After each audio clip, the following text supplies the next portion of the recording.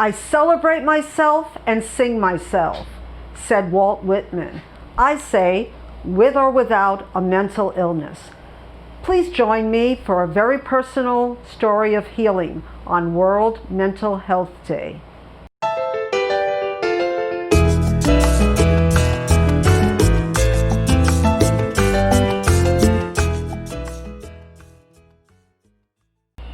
Aloha and welcome back to my channel, The Baby Boomer Booktuber, with me, Marilyn Maya. Today is a very special day for me because yesterday was World Mental Health Day and I wanted to share a personal story with you. But first I wanted to tell you the goal of World Mental Health Day that started in 1992 to bring in awareness of mental health and also to end the stigma against it. This year we're going through a very horrible time with COVID-19 and the mental health needs are increasing, and the goal of this year's, or the theme of this year's Mental Health Day is increase investment in mental health.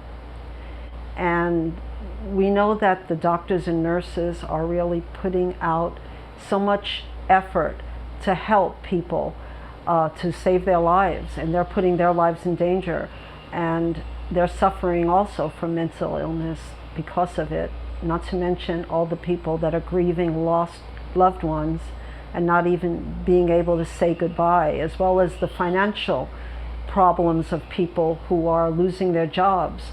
So I read that 49% of people are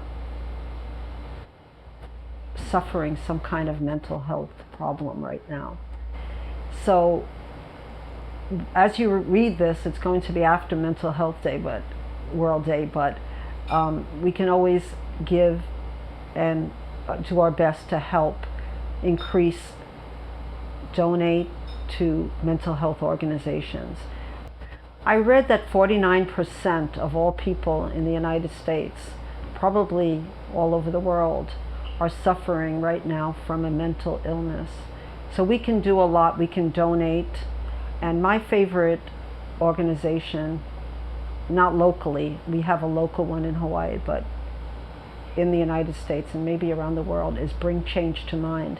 It was started by the actress Glenn Close, who has family members who suffer from mental illness, and her goal is to be able to talk about it, talk about mental illness without fear of stigma.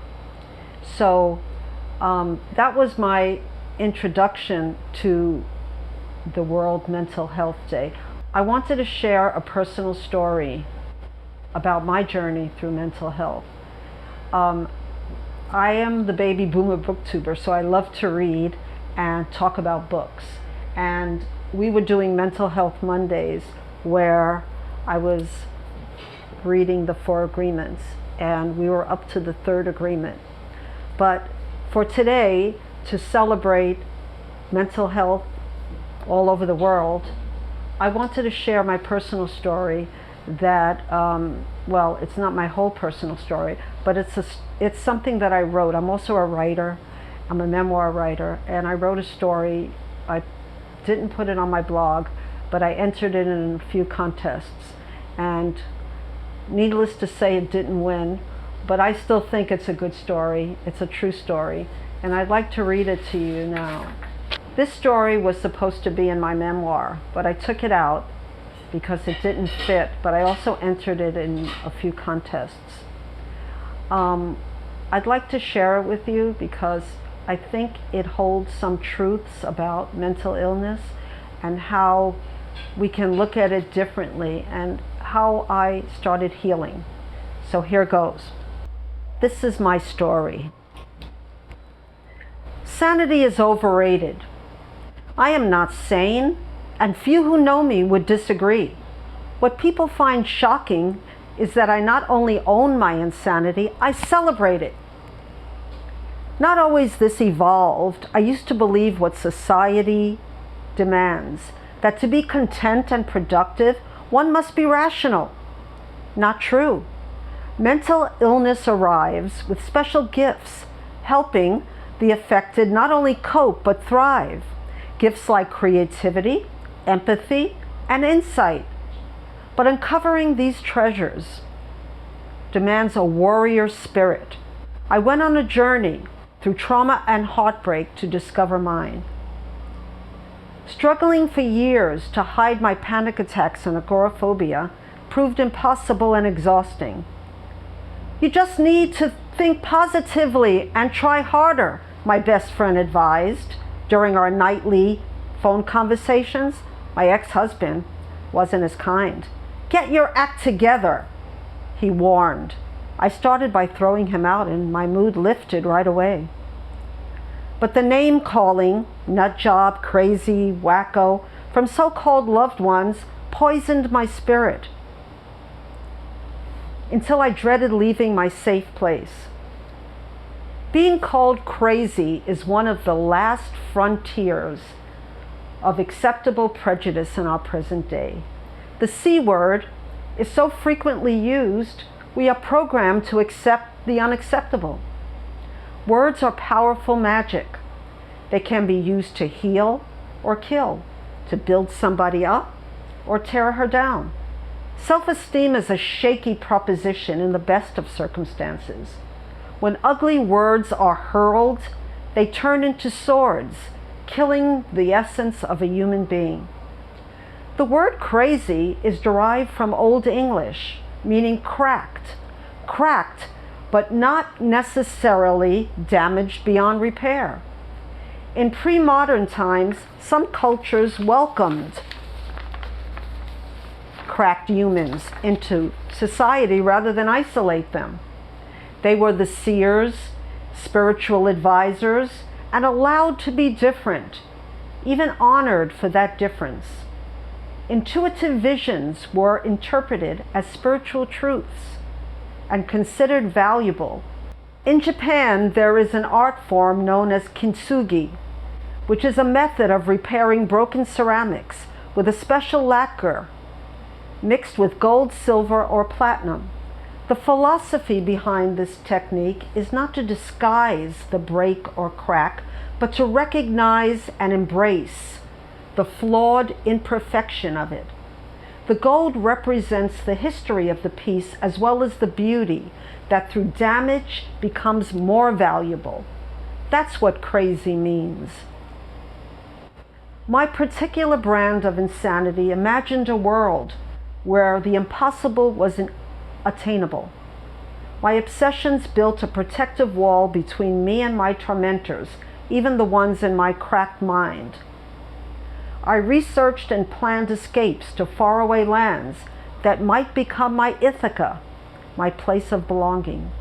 Determined to live an authentic life, I intended to activate the heroism that coexists with any health challenge.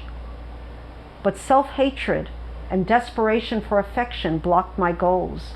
To soothe the pain, I suffered through self-destructive periods, eating massive amounts of junk food and pursuing love in the arms of many an undeserving and dangerous man. Since these methods proved soul-shattering, not soul-healing, there were dark years where I lived mostly in a walk-in closet, terrified to confront the light. But even then, I immersed myself in writing poetry and collecting Agatha Christie books.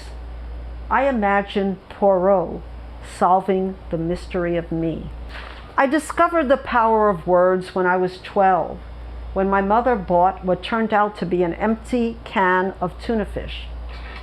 She wrote a complaint letter, and we all forgot about it until one day when a crisp-collared delivery man from Bumblebee climbed 3 flights of stairs carrying a dolly with a case of tuna. When my often depressed mother's laugh could be heard behind closed doors, I started believing that words were a powerful means to change one's outlook on life, even change the world. Welcoming insanity meant accepting limitations and forgiving myself, though I still can't manage crowds. Forgiveness helped me cope in a world that rejects anything but perfection.